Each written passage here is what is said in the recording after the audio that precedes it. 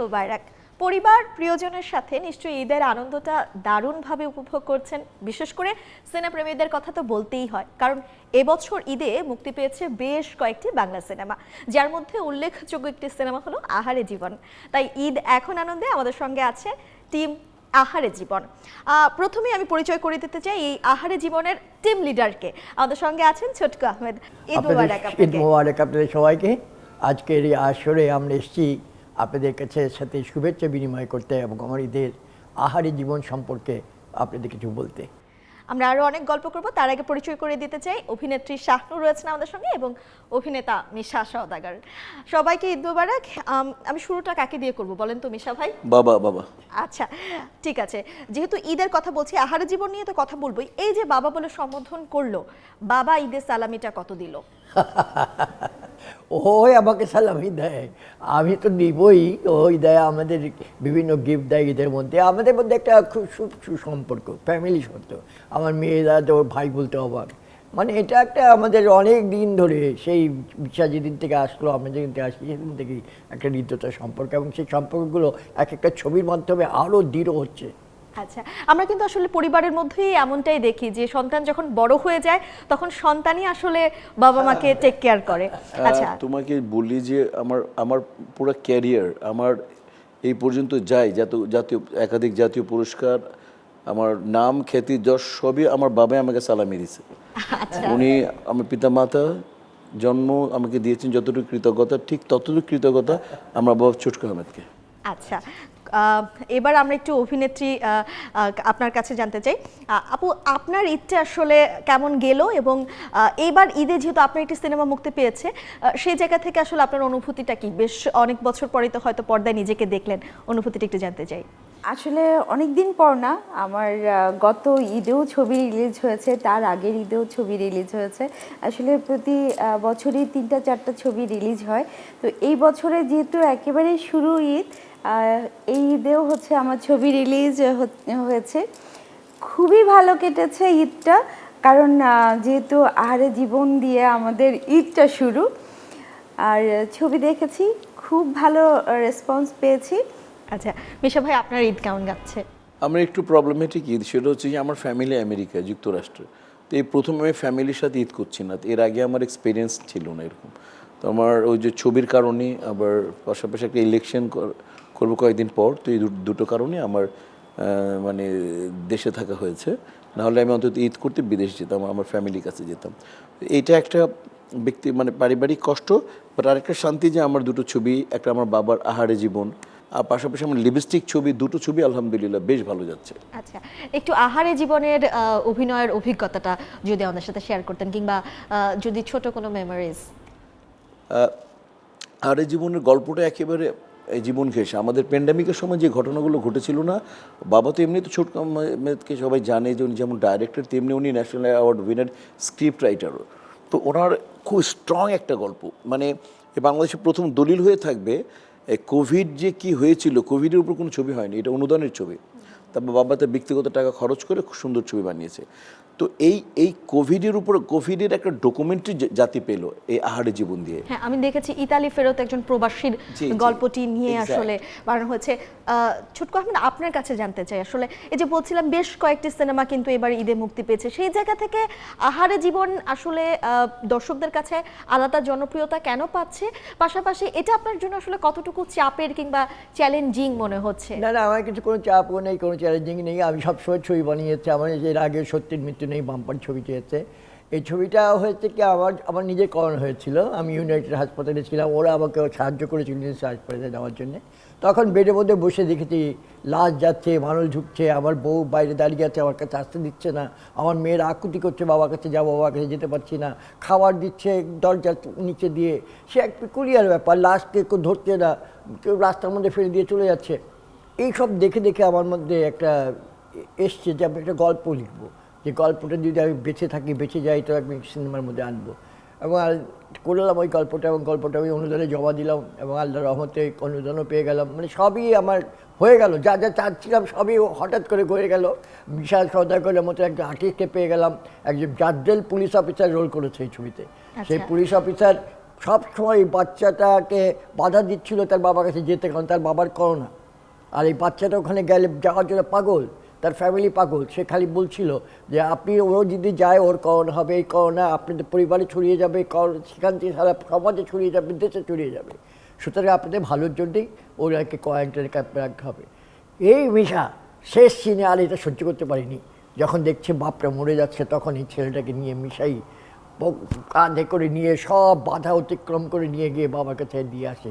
আমি যদিও সিনেমাটা দেখিনি, কিন্তু সিনেমার গল্প করতে করতে মনে হচ্ছে যে আসলে সিনেমাটার নাম যে আহারে জীবন, এটা আসলে একদম, জীবনের সাথে আমি একদম যেমন খুব সম্পৃক্ততা পেয়েছে। জাতীয় একটা পুলিশ অফিসার থাকি নেগেটিভ, কিন্তু মানবতার কাছে আমরা সবাই কিন্তু খুব মানবিক। আমরা যে লোকটা খুব সবচেয়ে বড় দুষ্ট, যে লোকটা বড় সন্ত্রাস বা টেররিস্ট, ওর ভিতরে কিন্তু মানবিক, ভিতরটা তো সব মানবিক। আমরা পরে অ্যাটিটিউড তৈরি করি মানে সিচুয়েশনের জন্য নেগেটিভ, কিন্তু ভিতরেতে নেগেটিভ অ্যাটিটিউড না, পজিটিভ অ্যাটিটিউড থাকে। আমরা কিন্তু আমাদের সমাজে এরকম অনেক শেষে, পুলিশ দেখি হ্যাঁ, right, যে আসলে আমাদের স্ট্রিক্ট হচ্ছে রুলস মেইনটেইন করার Right, ক্ষেত্রে, আরো আশ্চর্য কিন্তু ব্যাপার কি জানো, এই ছবিটা একটা থাপ্পড় নেই, একটা ঘুষি নেই, একটা মারামারি নেই, একটা কিচ্ছু নেই, কোনো রকম মানে কোনো অশ্লীল দৃশ্য তো দেয়নি। আইটেম সং নেই, তথাকথিত এরকম মারামারি নেই। আমরা এই সিনেমাটা নিয়ে আরো গল্প করব, তবে তার আগে ঈদ এখন আনন্দে নেব ছোট্ট একটা বিরতি, একটু পরেই ফিরে আসছি, সঙ্গেই থাকুন।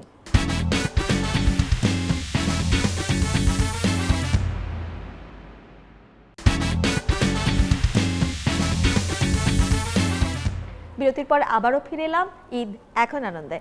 শানুর আপু, আপনার কাছেই আসতে চাই শুরুতে। আপনার এখন যেভাবে ঈদ যাচ্ছে, এখন নিশ্চয়ই ঈদে অনেক দায়িত্ব আছে, কর্তব্য আছে, ফ্যামিলি ফ্রেন্ডস, অনেক রেসপন্সিবিলিটি, কিন্তু তার আগে যখন এই সব দায়িত্ব ছিল না, তখনকার ঈদটা আসলে কেমন ছিল? তখন ঈদ আসলে আমার প্রথম রোজা থেকে শুরু হতো, যে কয়টা রোজা শেষ হচ্ছে, আমি কী ধরনের ড্রেস কিনবো, জুতা কি হবে। আমার ম্যাচিং করার অভ্যাস ছোটোবেলা থেকে। ওই যে ম্যাচিং করার জন্য কি কি লাগবে, কি কালার নেব, তারপর মেহেদি কিভাবে দেব, ঘর কিভাবে সাজাবো, এরকম নানান ধরনের টেনশন ছিল ছোটোবেলায়। আর টাকা জমাতাম, সালামি কোথায়, মানে কার কাছে পাওয়া যাবে, তাকে তাকে সালাম করতে হবে, এরকম একটা ইয়ে ছিল।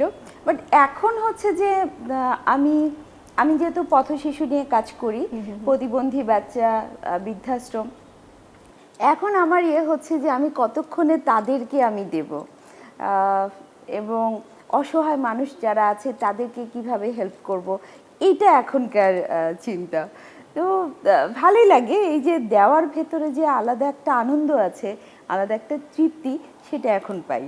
আচ্ছা, ছোটকু আহমেদ, আপনি একটু বলবেন যে আপনার এখন ঈদটা আসলে কেমন যায় আর আগে ঈদটা কেমন এখন কাটতো? একটু ঘুমিয়ে যায়। তবে এই রোজার ঈদ মানে কালে আমার ছবি যেহেতু রিলিজ হলো, তেমনি হলে হলে ঘুরতে হয়েছে, মানুষের সাথে আলাপ করতে হয়েছে যে ভাই কেমন লাগলো ছবিটা, সবাই বেশ ভালো বলেছে, দেখে মনটা বেশ ভালো লাগছে। মানে ঈদে আসলে ঈদের আনন্দ করার মতো বয়স এখন আমাদের নেই। ঈদে আমরা মানুষকে কি আনন্দ দিতে পারবো, মানুষকে কি মেসেজ দিতে পারবো, এইটাই এখন চিন্তা করে ব্যাপার। সেইটা নিয়েই ব্যস্ত আর আমি থাকে। খালি চিন্তা করে থাকি নতুন টাকা নিয়ে আসি ব্যাংকের থেকে, এইটা অবশ্য আমার ছোটোকাল থেকে, ওই যারা আসে সালাম করতে নতুন টাকা দিয়ে, এটাই হলো আমাদের এখন ঈদ। আচ্ছা মিশা ভাই, আপনার কাছে জানতে চাই, আপনি বলবেন যে আপনি যখন তারকা হয়ে গেলেন তখনকার ঈদটা আসলে কেমন, সাধারণ মানুষ যখন আপনাকে সাধারণভাবে পেত, তখন আসলে তাদের অনুভূতি কিভাবে জানান দিত? না আসলে ওই যে ঈদ মানে ছোটবেলায় আমরা খুব সাধারণ ফ্যামিলির, মানে সাধারণ ফ্যামিলি বলি বা নিম্ন মধ্যবিত্ত বলি আমরা, ওই সময় মানে ওই ঈদটা খুব বেশি গুরুত্বপূর্ণ। ওই ঈদকে লালন করে, ওই ঈদের মূল্যবোধকে সম্মান করে আজকে মিশা সওদাগর। না হলে হয়তো বা মানে আমরা তো ঈদে আর দুইটা ঈদ হতো না, আমি দুটো ঈদেই জামা কাপড় পেতাম, তো আর অন্য সময় তো আর আমরা জামা কাপড় পেতাম না। তো বাবাকে বারবার বলতাম যে চেন বুট ছিল তখন, না বাবা, তখন আমার সদরঘাট ছিল একমাত্র মার্কেট, সদরঘাটে আমরা রিক্সা করে যেতাম, সদরঘাট থেকে মার্কেট করা হতো। বারবার বাবাকে বলতাম যে চেন বুট কিনবো, চেন বুট কিনবো। আমার ঢাকার ছিলাম, আমি ঢাকাইয়া। তো বাবা ভাই, বড় ভাই ছিলেন, বড় ভাই নিয়ে যেতেন আমাদেরকে, বাবা যেতেন না। তো সব ওইখান থেকে কাপড় কিনতো, প্যান্টের কাপড়, শার্টের কাপড়, হ্যান্ড মেশিন ছিল আমার, ভাই সিলাইতে পারতেন, ওইটা সিলাইতেন, ওইটা দিয়ে আমাদের বাসায় তৈরি হতো। আর যখন জুতো ব্যাপারটা চলে আসতো, তখন দেখি ভাই এইগুলো নিয়ে টিয়ে বাটার দোকানে ঢুকতেন, বাটার দোকানে কেডস কিনিয়ে দিতেন। মনটা খারাপ, কেন দিল না, কেন দিল না। অনেক পরে বুঝতে পারলাম যে আসলে অর্থাভাবে বাবা ওই ও জুতোর কিনে দিয়েছে, ঈদ প্লাস স্কুলে যে নতুন ইয়ারে যে কেডস লাগবে, নতুন কেডসে 2টা কাজ চলবে। আর বাবার ইনাফ মানি নেই বা আমাদের ফ্যামিলি ইনাফ যোগ্যতা নেই যে ওই আমি চেন বুট কিনি। আমার বাবা চেষ্টা করেছে হয়তো বা যে চেন বুট দিতে, কিন্তু উনি পারেননি, কিন্তু মুখে বলেননি। বাট এই যে আমাদের তখন আমরা জুতোয় যাই, ওই কেডস ওই শার্টগুলোকে নিয়ে আমরা বালিশের নিচে সবাই রাখতাম, দিত, ওই family বালিশের নিচে রেখে তারপরে যাতে ইস্ত্রি ছিল না তো বাসায়, ওইভাবে ভাঁজ করে রেখে দিয়ে ইস্ত্রি হয়ে যেত, ওটা পরে সকালে কী আনন্দ কী আনন্দ। আর এখন ছেলে মেয়েগুলোকে এদেরকে বিদেশ থেকে এনে দেই, নিজেই না, এদের কিনে, কোনো আনন্দ নেই। এদের মধ্যে কোনো আনন্দই নেই। কিন্তু তবু আপনার আসলে বাবা হিসেবে একটা তৃপ্তির জায়গা নিশ্চয়ই আছে যে আপনি আপনার সন্তানের চাওয়া পূরণ করতে পারছেন। না না, এটার চেয়ে বেশি আমার পিতা মাতাকে যদি আমি আমার বাবা মা নেই, আমার যে যিনি বাবা মা আমাকে জন্ম দিয়েছেন, আমার মনে হয় যে ওই বাবা মাকে আমি কবর থেকে তুলে এনে আমার সামনে বসায় বলি, আরঙের তোমার জন্য শাড়ি আনছি বাবা, তোমার জন্য পাঞ্জাবি আনছি, তুমি এটা পরো, আর ঘর বড় বাজার আনছি, তুমি দেখো। কারণ আমার ওই বাবা মার ওই কষ্টগুলো আমার মনে বেঁধে। আমার ছেলে মেয়েলে তো ও তো যেমন আমার ছেলে একদিন আমাকে ডায়লগ দিল, যখন এগুলো গল্প বললাম, ওই আমেরিকা যাচ্ছে এলেবেল দিয়ে, তো ওকে এই সমস্ত বলতেছে, তোমার দাদা আমাকে 8 আনা দিত, আমি সপ্তাহে একদিন তাও দাদিকে বলতাম 2টা রুটি খেতাম। তো উনি সময় অনেক কিছু গল্প বলার পরে আমি মুখে বুঝাচ্ছি যে ইকোনমি হবা, বলে তোমার গল্প শেষ? আমি মানে গল্প, বললে তোমার গল্প শুনে মনে হয়েছে তোমার বাবা গরিব ছিল, কিন্তু আমার বাবা মিশা সওদাগর। তো ওর কাছে এই মূল্যবোধ, ওরা তো রোজ অনলাইনে কিনে ফেলে, বাট আমাদের যে ওই মার হাতে যে একটা মুরগি ভাগ করে টুকরা টুকরা মা হাড় খাচ্ছে, গলা খাচ্ছে, আমরা যে খাচ্ছি, এখন না বুঝি, এই ফিল তো ওদের নাই, এই মূল্যবোধই তো ওদের নাই। আমরা অনেককেই শুনি যে আসলে তারকা হওয়ার পর নাম বদলে ফেলে, কিংবা তারকা হতে যখন আসে পরিচালকরাই বিশেষ করে হচ্ছে নামটা বদলে দেয়। সেই জায়গা থেকে শাহনুর আপু, আপনার নাম কি শাহনুরই ছিল কিনা? না, আমার রিয়েল নেম হচ্ছে মৌসুমী। আচ্ছা, তো যেহেতু আমাদের ইন্ডাস্ট্রিতে একজন মানে মৌসুমী আছেন। এই জন্য আমার নামটা আর কি চেঞ্জ করে শাহনুর দেওয়া হয়েছে। আচ্ছা, এই পরিচালকরা, আপনি আসলে পরিচালক হিসেবে কয়জনের নাম বদলেছেন? আমি আমার নামই বদলেছি। আচ্ছা। আমি সরকারি চাকরি করতাম, তো আমি ইঞ্জিনিয়ার ছিলাম, আচ্ছা। সরকারি ইরিগেশন অফিসে। তো আমার নাম ছিল সৈয়দুদ্দিন আহমেদ, মানে বাপদাদার দেওয়া নাম, আর ছোটকা হচ্ছে মানে ডাকনাম। তো যখন আমি তিতাস একটি নদীর নাম করতে এলাম, তখন সরকারি পারমিশন ওখানে বলা হলো যে আসল নাম ইউজ করলে তোমার চাকরি চলে যাবে। সরকারি কোনো পারমিশন ছাড়া কোনো লোক একটা অন্য জায়গায় কাজ করতে পারতো না। তখন আমরা নাম নিলাম হাসান ইমাম সাহেব, আমরা সানোয়ার মোর্শেদ, হাবিব খান, সবাই বসে চিন্তা করলাম কী নাম নেবো। তোমার ডাকলাম কি? আমাকে ছোটকা। ছোটকা নামটা বেশি ভালো হবে না, ছোটকু করে দাও। ছোটকু আর সৈয়দুদ্দিন আহমেদ ছোটকু আহমেদ হয়ে গেল। মানে নাম দুইটা কিন্তু মানুষ একটা, আবার পেশাও ছিল দুইটা।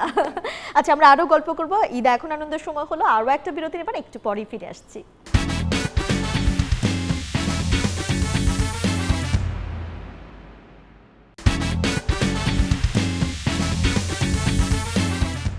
আবারও ফিরে এলাম ঈদ এখন আনন্দে। আপনার কাছে জানতে চাই, এই যে নায়িকা হলেন বা নায়িকা হবেন, এই স্বপ্নটা কি আসলে ছোটবেলা থেকেই বুনেছেন কিনা, কিংবা যখন আপনি নায়িকা খ্যাতি পেয়ে গেলেন তখন আসলে কেমন লাগলো? আমার ছোটবেলা থেকে ইচ্ছে ছিল যে আমার আব্বুর মতো আমি আর্মি ডক্টর হব। তো ডক্টর হওয়া হয়নি, আমি সায়েন্সেই পড়েছি, কিন্তু আমি যখন সারা বাংলাদেশে সুন্দরী প্রতিযোগিতা হয়েছে তখন চ্যাম্পিয়ন হয়েছি। এরপর আমার ডিরেক্টর আমাকে নিয়ে আসলেন ফিল্মে। কিন্তু আমি খুব ছোটবেলা থেকে একাডেমিতে নাচ শিখেছি, গান শিখেছি এবং মঞ্চে নাটক করতাম। তো আসলে ছোটবেলা থেকে আসলে মিডিয়া তো ওইভাবে না, হাতে খড়ি, সাংস্কৃতিক দিক দিয়ে আসলে আমাদের বংশের কেউই নেই। মিশা ভাই, এবার আপনার কাছে একটু, যেহেতু অ্যাজ আ ভিলেন আমরা সবাই আপনাকে, মানে মিশা, এই যে আপনি তাকাচ্ছেন মনে হচ্ছে একটা ভিলেন তাকাচ্ছে, এরকম একটা ভাব, আপনি একটু দু একটা ডায়লগ দিয়ে কি আমাকে ভয় পাওয়াতে পারবেন? না, ওটা আসলে মানে সেট না হলে আসলে মানে হচ্ছে স্ক্রিপ্ট না। লাগে, সিচুয়েশন লাগে। না না, আমি আপনাকে স্ক্রিপ্ট দিয়ে দিচ্ছি, আপনি আপনার বাবার কাছে সালামি চাইবেন, যেভাবে আর কি আপনার ছেলে আপনাকে বলেছে তুমি তো মিশা সওদাগর, ঠিক সেভাবে আপনি একটু হুঙ্কার দিয়ে যদি সালামি আদায় করা যায় কিনা দেখেন না, তো, ট্রাই এখন করে। তো বাবাকে আমার সালামি দেওয়ার দরকার। সেটা তো দিবেনই, জাস্ট একটা দু একটা ডায়লগ যদি দেয়া যায়। বল, একটা ডায়লগ বলে দে, ও ভালো ডায়লগ বলতে পারে। লোহাকে কাটে বেমান, বেমানকে চিনি, আমি তোকে চিনি, আমার সাথে ছিনিমিনি খেলিস না, যা তো যাবে মানও যাবে, জীবনটাও যেতে পারে। বাবা সালামিটা দিয়ে দেন এবার। অবশ্যই দেবো, অবশ্যই। আচ্ছা আপা, এবার আপনার কাছে একটু গান শুনতে চাই। ও এখনই একটু অপ্রস্তুত একটু গাও। হয়ে যাওয়ার কথা, কিন্তু আসলে ঈদের আনন্দটাই তো বোধহয় এখানেই, যে আড্ডা হবে, গান হবে, এবং সেখানে কেউ বলবে যে আমি গান পারি না, কিন্তু সে একটু না পারা কণ্ঠে যদি শুনতে চাই, অনুরোধ করি। ওকে। একই সোনার আলোয় বাহ। জীবন ভরিয়ে দিলে, ওগো বন্ধু কাছে থেকো, কাছে থেকো। একই সোনার আলোয় জীবন ভরিয়ে দিলে। খুব সুন্দর হয়েছে। মানে দেখা যায় যে গান গাইতে বললে অনেকেই বলে, বা বেশিরভাগই বলে যে না আমি গান গাইতে পারি না, কিন্তু আপনি বলেননি, আপনি গান গেয়েছেন এবং খুবই সুন্দর এবং গেয়েছেন, খুব সুন্দর অসাধারণ গেয়েছেন। হয়েছে। হ্যাঁ, ছোটকু ভাই আপনার কাছে জানতে চাই, পরবর্তী কি কাজ আমরা পেতে চলেছি? আহারে আমি জীবন তো একটা ছবি চলছে। অলরেডি শুরু করেছি, ওই চ্যানেল আই এবং হাবিব খান সাহেবের যৌথ প্রয়োজনায়, জুলি। জুলি একটা ছবি শুরু করেছি, সেখানে একটা কিশোর কিশোরী প্রেমের গল্প, সেটা আমরা জুন মাস থেকে শুটিংয়ে যাব। আচ্ছা, ওখানে আমার বাবা তো আছেই, এরাও আছে আমার সাথে, তো আচ্ছা। এই কাজ নিয়ে আছি আর কি। মিশা ভাই আপনার সামনে কি কাজ আসছে? 7-8টা ছবি রানিং। আচ্ছা, এর মধ্যে নতুন যে ছবিটা হবে সেটা হচ্ছে সাকিবের এই আর ইয়ে আর কি, রেহান রাফির সাথে। সাকিবের সাথে আরেকটা ছবি সাইন করা অগাস্টে। আর তারপরে বাবারই অ্যাসিস্ট্যান্ট তাজু কামরুলের যাযাবর করব। তারপর বাংলাদেশি 2 করব বদিউল আলম খোকনের। মানে এই জাস্ট এদের পরপরই ছবিগুলো করতে হবে আমার। আপনার একটা কথা আপনি সবসময় বলেন, সেটা হচ্ছে যে আপনার বুকে লাথি না দিলে নাকি কোনো নায়ক হওয়া যায় না। এটা কি না আসলে না, আমার সত্যি? চোখে চোখ রেখে অ্যাক্টিং যদি না করিস, আমার বুকের যদি লাথি না মারিস, তাহলে তো তুই নায়কই হতে পারবি না। আচ্ছা, এই কথাটি আসলেই একদম সঠিক, কিন্তু হ্যাঁ, আমরা সঠিক। যত নায়ক দেখেছি পর্দায়, যারা আসলে নায়ক হিসেবে জনপ্রিয়তা পেয়েছে, সবাই কিন্তু কোনো না কোনো সিনেমায় মানে মিশা দুইটা ভাইয়ের বুকে জুটি তো লাথি বাবাও মেরেছে। বলবে, দুইটা জুটি তো একদম মানে অ্যাকশনে মান্না আমি। হাজার হাজার মানুষ বলে মিশা ভাই আপনি মান্না মৃত্যুর পর আর ছবি দেখে না মজা পাই না, কারণ মান্না আমাকে একটা ডায়লগ দিত ঘুষা, তারপর ও আমি বলতাম এ ঘুষা, তো দর্শক হল ফেটে যেত। অ্যাকশন দেন সাকিবের সাথে স্টার্ট হলো, মানে অ্যাকশন রোমান্টিক। তো আসলে নায়কের মানে যথার্থ একটা অপোজিট ভিলেন যদি না হয় না, গল্প না, হ্যাঁ স্ট্রং হয় না। ডায়লগে যদি কারা মানে একটা এ না Right. হয়, কখনো কি তাহলে- আসলে নিশ্চয়ই হয়েছেন, আহত হয়েছেন কিনা? আরে ওটা তো জীবন, হাত হাত এখন স্টেটে হাত বাঁকা। জটিল প্রেম, শাহিন সুমনের ছবি। এসিএল ইন্টারক্রুশের লিগামেন্ট ছিঁড়া, যে প্যাড পড়ে আছে। তারপরে বাবারই লেখা, সেটা ছবিটার নাম হচ্ছে আমার প্রতিজ্ঞা, সোহানুর রহমান সোহান ডিরেক্টর। মৌসুমীর সাথে গানের পরে আমাকে ফাঁসিতে হ্যাং করে দেবে, তখন ফাঁসি হয়ে যায়, আমি ফাঁসি হয়ে গেলাম, আমি জানি না। তারপর মেকআপের ছেলে মাইনুল বললো মিশা ভাই তো ফাঁসি হয়ে গেছে। তারপরে আমার টেবিলের উপর ফাঁসি ছিল, তো হাত ধরে উঠিয়ে কখন আমাকে নিচে নামানো আমি জানি না। আমার খালি মনে হলো যে আমি উইক খুললাম, আমি বললাম কী হয়েছে আমার কিচ্ছু মনে নেই। তখন সোহান বললো কে সেটে কেউ নেই? সোহান বললো যে মিশা কেমন লাগতেছে? আমাকে জি। আমি তাকাচ্ছি এরকম, বলে চলো মেকআপ রুমে 2 রাকাত নামাজ পড়ো। মরেই গেছিলাম। তো আমার শালা ডাক্তার তো বলছে একটা মানুষের ব্রেনে যদি অক্সিজেন 3 মিনিট না যায় মানুষ মারা যাবে। তো হয়তো পুরো ঘটনাটা 3 মিনিটের মধ্যে আল্লাহ ঘটিয়েছে, আর আল্লাহ হায়াত রেখেছিল। আসলে আমরা পর্দায় যে দৃশ্যগুলো দেখি সেগুলো কত কিন্তু কত বেশ রিস্ক। চ্যালেঞ্জিং। বাবার চেতনা ছবিতে আজ পর্যন্ত ব্যাকবোন আমি মনে হয় 120-30 তালা থেকে গাঙ্গুয়া শর্ট দিবে ডামে, এটা ওখান থেকে আমি পাহাড় গুলি থেকে- করে আমি ডিরেক্ট ফার্স্ট ছবি বাবার ছবিতে ডিরেক্ট স্লো মোশন শট দিয়েছি। এবং আমার এই যে ব্যাকবোনে আজ পর্যন্ত ব্যথা, আমি অনেক দোতা, মানে মনে করো 150 ফিট হবে উপরে গড়িয়ে পড়ছি। শেষে যেখানে ক্যামেরা, বাশির সাহেব ক্যামেরা ছিলেন, মানে অনেক বড় ক্যামেরা, অবিচারে ক্যামেরাম্যান, মিথুন চক্রবর্তী হিরো, ওটার ক্যামেরাম্যান ছিলেন বশির সাহেব, কাজী বশির। তো উনি আবার ক্যামেরা ধরে রেখেছেন যে তুই যেখান থেকে পড়িস লাস্টে আমার টুয়ার্ডস ক্যামেরা পড়তে হবে, এবং আমি স্লো মোশন উঠে গিয়ে ফাইনালি এরকম পড়ে যাবো 1 শট। তো ওরে বাপরে বাবা জানে, সবাই ভাবছে মারাই গেছি বুঝে, আমি বাবা সাক্ষী। আসলে আপনার হায়াত ছিল বলে, এবং আপনার আসলে দর্শক আপনার কাছ থেকে আরো অনেক কিছু না না, চায় অনেক বলে, পরিশ্রম পায় বলে। করছে, অনেক মানে হার্ড জব করেছে ফিল্মের শুটিং এর সময়, এই জন্যই তো আজকে সবচেয়ে উপরে আছে। আসলে নায়িকা, ভিলেন, ডিরেক্টর সবাইকে পেয়ে না আসলে আমার গল্প শেষ করতে ইচ্ছে হচ্ছে না, কিন্তু না চাইলেও শেষ করতে হবে। ঈদ এখন আনন্দ। সবাইকে ধন্যবাদ আমাদের সঙ্গে থাকার জন্য। এখন টেলিভিশন ওয়েবসাইটে দেখতে হলে ভিজিট করতে হবে www.ekon.tv। ফেসবুকে দেখতে হলে ভিজিট করতে হবে facebook.com/tv.ekon।